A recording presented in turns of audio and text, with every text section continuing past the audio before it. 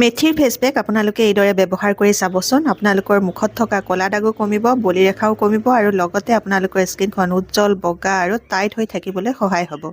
হাই friends, আপোনালোক সকলোকে মোৰ অসমীয়া হাউচৱাইফ চেনেলৰ নতুন এটা ভিডিঅ'ৰ মাজলৈ স্বাগতম জনাইছোঁ। আশা ৰাখিছোঁ আপোনালোক সকলো ভালে আছে। আজি মই আপোনালোকলৈ লৈ আহিছোঁ এণ্টি এজিঙৰ কাৰণে খুব বঢ়িয়া এটা ফেচ মাস্ক।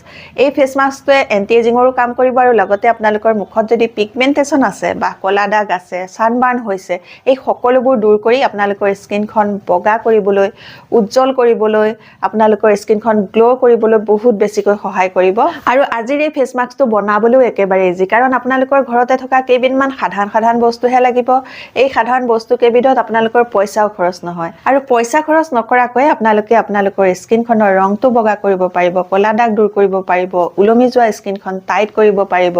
বহুত ভাল ৰিজাল্ট পাব আপোনালোকে। এতিয়া মই আপোনালোকক আজিৰ এই ফেচ মাস্কটো বনাবলৈ কি বস্তু লাগিব, কেনেধৰণে বনাব লাগিব, কেনেধৰণে লগাব লাগিব, এই সকলোবোৰ দেখুৱাম। আৰু দেখুৱাৰ আগতে আপোনালোকলৈ এটা ৰিকুৱেষ্ট আছে, আপোনালোকে যদি মোৰ অসমীয়া হাউচৱাইফ চেনেলটোলৈ নতুনকৈ আহিছে, প্ৰথমবাৰ চাবলৈ আৰম্ভ কৰিছে, এতিয়ালৈকে ছাবস্ক্ৰাইব কৰি থোৱা নাই, তেতিয়াহ'লে সোনকালে মোৰ চেনেলটো ছাবস্ক্ৰাইব কৰি ল'ব আৰু ওচৰতে থকা বেল আইকনটো আপোনালোকে প্ৰেছ কৰি দিব। তেতিয়া মোৰ আহিবলগীয়া সকলোবোৰ ভিডিঅ' নটিফিকেশ্যন আপোনালোকলৈ সোনকালে যাব আৰু সোনকালে মোৰ ভিডিঅ'বোৰ আপোনালোকে চাই থাকিবলৈ পাব। ফেচ মাস্কটো লগোৱাৰ আগত আপোনালোকে স্কিনখন ভালকৈ ক্লিন কৰি ল'ব, তাৰ পাছতহে এই ফেচ মাস্কটো লগাব। ক্লিন কৰিবলৈ হ'লে এতিয়া মই অকণমান নাৰিকল তেল ল'ম আৰু এটুকুৰা কটন ল'ম। এই ডাঙৰ কটন টুকুৰাৰ পৰাই এতিয়া মই এটুকুৰা সৰু কটন ইয়াৰ পৰাই ছিঙি ল'ম আৰু বাকীখিনি থৈ দিম, পিছত ব্যৱহাৰ কৰিব লাগিব। অকণমান নাৰিকল তেল এই কটন টুকুৰাত এনেকৈ দি লৈছোঁ। দি লোৱাৰ পাছত এই কটন টুকুৰাই ভালকৈ স্কিনখন মাছাজ কৰিব। ফেচ পেকটো লগোৱাৰ আগত আপোনালোকে যদিও ফেচ ৱাছ কৰি আহে, তথাপিও আপোনালোকে ষ্টেপটো কৰিব, কাৰণ আমাৰ নোমৰ গুৰিত যিবোৰ লেতেৰা জমা হৈ থাকে, এনেদৰে চাফা কৰিলে আমাৰ নোমৰ গুৰিত থকা সকলোবোৰ লেতেৰা চাফা হৈ যাবলৈ সহায় হয়। 1 মিনিট এইদৰে মাছাজ কৰি লোৱাৰ পাছত কটন টুকুৰা পাৰ্থক্যটো দেখিছেনে? ইমান বগা কটন টুকুৰা, ইমান লেতেৰা হৈ গৈছে। সেইকাৰণে মই আপোনালোকক কৈ থাকোঁ যে কোনোবা এটা ফেচ মাস্ক বা ফেচ পেক লগোৱাৰ আগত আপোনালোকে স্কিনখন ভালকৈ চাফা কৰি ল'ব। 1 মিনিট মাছাজ কৰি কটন টুকুৰা স্কিনখন চাফা কৰি লোৱাৰ পাছত আকৌ এটুকুৰা সৰু কটন লৈছোঁ। এই সৰু কটন টুকুৰাই স্কিনখন ওপৰে ভালকৈ চাফা কৰি ল'ম। আপোনালোকে এনেকৈ এটুকুৰা কটনেও চাফা কৰিব পাৰে, নহ'লে এখন ৰুমাল ভিজাই লৈ সেই ভিজা ৰুমালখনেও চাফা কৰিব পাৰে। আৰু এতিয়া মই আপোনালোকক এই ফেচ মাস্কটো বনাই দেখুৱাম, কেনেকৈ বনাওঁ চাওঁ বোলো। এই ফেচ মাস্কটো বনাবৰ কাৰণে মই প্ৰথমে ল'ম এতিয়া এচামুচৰ জোখাৰে এয়া মেথি গুড়া। মেথি গুড়াটো আপোনালোকে বনাবলৈ হ'লে মেথি কেইটামান ভালকৈ ধুই ল'ব, ধুই লৈ ৰ'দত শুকুৱাব। শুকুৱাৰ পাছত আপোনালোকে মিক্সিত ভালকৈ গুড়া কৰি এটা চিচাৰৰ কণ্টেইনাৰত ভৰাই ফ্ৰিজত ভৰাই থৈ দিব আৰু আপোনালোকে এইদৰে লগাই থাকিব পাৰিব। আৰু ইয়াৰ পাছত মই আনিছোঁ এইটো ফ্লেক্সিডৰ গুড়া। ফ্লেক্সিডটোত অসমীয়াত তিচি বুলিও কয়। ইয়াৰ আগৰ ভিডিঅ'ত বহুতে সুধি আছিলে ফ্লেক্সিড কি বস্তু, ক'ত কিনিবলৈ পায়, আমাক জনাবচোন। মই আপোনালোকক জনাওঁ যে এই ফ্লেক্সিডটো অসমীয়াত তিচি বুলি কয়। আপোনালোকে এইটো গ্ৰচাৰী দোকানত পাই যাব, নহ'লে আপোনালোকে এইটো ফ্লিপকাৰ্টত বা এমাজনত অৰ্ডাৰ কৰি আনিব পাৰিব। মেথি গুড়া আৰু ফ্লেক্সিড এই দুয়োবিধে আমাৰ স্কিনখন টাইট কৰি ৰাখিবলৈ, বলি ৰেখা কমাবলৈ, বয়সৰ চাপ কমাবলৈ বহুত বেছিকৈ সহায় কৰে। ৰেগুলাৰ এই ফেচ পেকটো লগালে আপোনালোকৰ অতি কম দিনৰ ভিতৰতে মুখৰ পৰা বলি ৰেখা কমিব, ক'লা দাগ কমিব, আপোনালোকৰ ছালখন টাইট কৰিবলৈ সহায় কৰিব। আৰু ইয়াতে মই অকণমান মিলাইছোঁ কস্তুৰী হালধি গুড়া। কস্তুৰী হালধি গুড়াটোৱে আমাৰ স্কিনখন উজ্জ্বল কৰিবলৈও সহায় কৰিব, বগা কৰিবলৈও সহায় কৰিব। আৰু হালধিত এণ্টিবেক্টেৰিয়েল গুণো থাকে, সেইকাৰণে আমাৰ স্কিনত থকা বেক্টেৰিয়া নাশ কৰিবলৈও হালধিয়ে সহায় কৰিব। আৰু ইয়াৰ পাছত মই দিছোঁ ইয়াতে এচামুচৰ জোখাৰে এয়া দৈটো দেখিছেনে? একদম মই ডাঠ দৈ দিছোঁ। আপোনালোকে পনীয়া দৈ নিদিব, ডাঠ দৈ দিব। যদিও পনীয়া দৈ আছে আপোনালোকে চেকি পেলাই পানীটো পেলাই দিব, তাৰপাছত ডাঠ অংশ এনেকৈ ইয়াৰ লগতে মিক্স কৰিব। এই দৈত লেক্টিক এচিড থাকে আৰু লেক্টিক এচিড থকাৰ বাবে আমাৰ স্কিনৰ দাগ দূৰ কৰিবলৈ সহায় কৰে আৰু লগতে আমাৰ স্কিনত জমা হৈ থকা মৃত কোষবোৰ বা মৃত ছালবোৰ দূৰ কৰি আমাৰ স্কিনখন চাফা আৰু উজ্জ্বল কৰিবলৈ সহায় কৰে। দৈ অকণমান কম হোৱা দেখি মই আকৌ এচামুচ দৈ ইয়াতে লৈ লৈছোঁ। ভালকৈ এই দৈখিনিও মিক্স কৰি ল'লোঁ। আপোনালোকে ফেচ পেকটো বেছি ডাঠো নকৰিব, বেছি পাতলো নকৰিব, এইটো জোখতে ৰাখিব। আৰু এতিয়া মই ইয়াৰ লগতে মিক্স কৰিবলৈ আনিছোঁ অকণমান গ্লিচাৰিন। যদি আপোনালোকৰ ঘৰত গ্লিচাৰিন নাই, তেতিয়াহ'লে আপোনালোকে এচামুচৰ জোখাৰে মৌ মিক্স কৰি ল'লেও হ'ব। যাৰ ঘৰত গ্লিচাৰিন আছে গ্লিচাৰিন ল'ব, যদি নাই আপোনালোকে মৌ এচামুচ ল'লেও হ'ব। এতিয়া মই ইয়াতে এচামুচৰ জোখাৰে গ্লিচাৰিন মিক্স কৰিম আৰু এই গ্লিচাৰিনে আমাৰ ছালখন হাইড্ৰেট কৰি ৰাখিবলৈ সহায় কৰিব, ছালখনৰ উজ্জ্বলতাও বঢ়াব আৰু লগতে বৰ্তমান ঠাণ্ডা দিন যিহেতু এই ঠাণ্ডা দিনৰ ছালৰ শুকানতা দূৰ কৰিবলৈ বহুত বেছিকৈ গ্লিচাৰিনে সহায় কৰিব।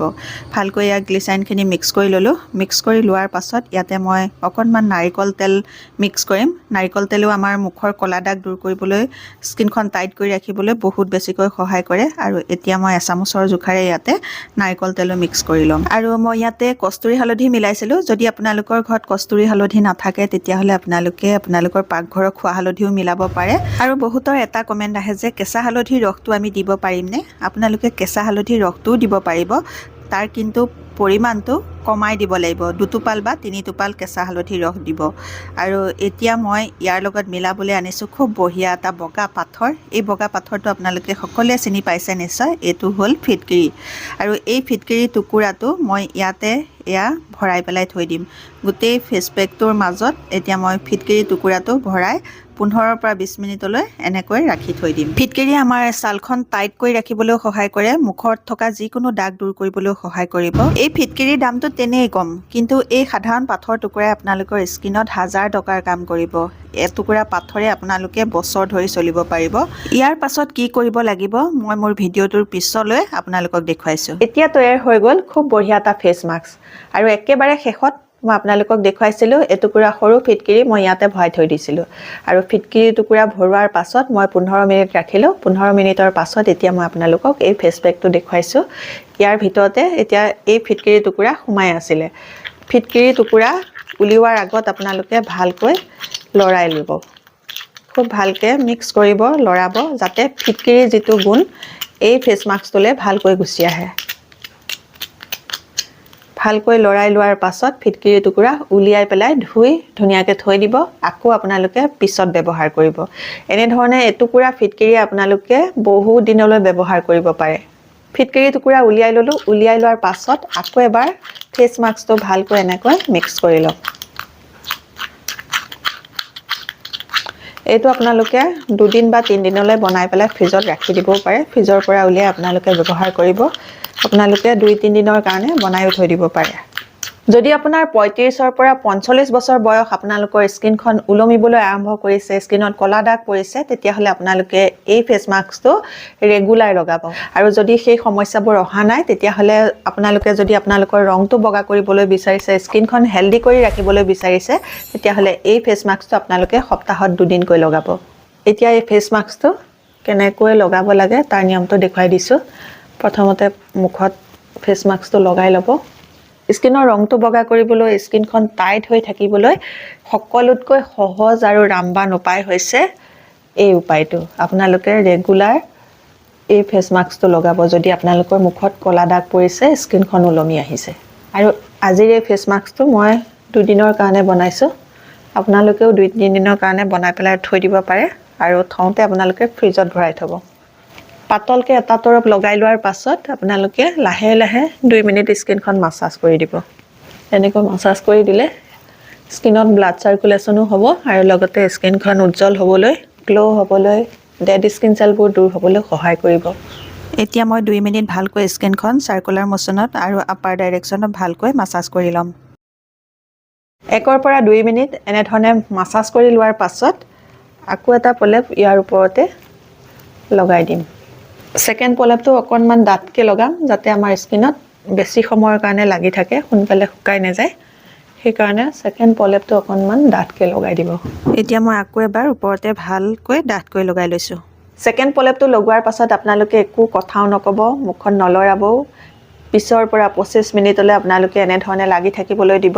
20-25 মিনিটৰ পাছত আপোনালোকে প্ৰথমতে মুখখনত অকণমান পানী সানি ল'ব। পানী সানি লোৱাৰ পাছত আপোনালোকে আকৌ পুনৰ মাছাজ কৰিব। মাছাজ কৰি কৰি মুখখন ধুই পেলাব আৰু মুখখন ধোৱাৰ পাছত আপোনালোকে নিজৰ যিটো ময়শ্চাৰাইজাৰ লগায় সেই ময়শ্চাৰাইজাৰ লগাব ময়শ্চাৰাইজাৰ লগোৱাৰ পাছত আপোনালোকে ছানস্ক্ৰীন লগাবলৈ নাপাহৰিব আজিৰ এই ভিডিঅ'টোত মই আপোনালোকক খুব বঢ়িয়া এটা এন্টি এজিং ফেচ মাস্ক বনাই দেখুৱালোঁ আজিৰ এই ফেচ মাস্কটো বহুত বেছি ভাল হয় আপোনালোকে ব্যৱহাৰ কৰি চাব বহুত ভাল ৰিজাল্ট পাব আজিৰ এই ভিডিঅ'টো মই ইমানতে সামৰিম নতুন এটা ভিডিঅ'ৰ সৈতে নতুন বেলেগ টিপছৰ সৈতে আপোনালোকৰ মাজলৈ আকৌ আহি আছোঁ তেতিয়ালৈকে নমস্কাৰ আজিলৈ আহোঁ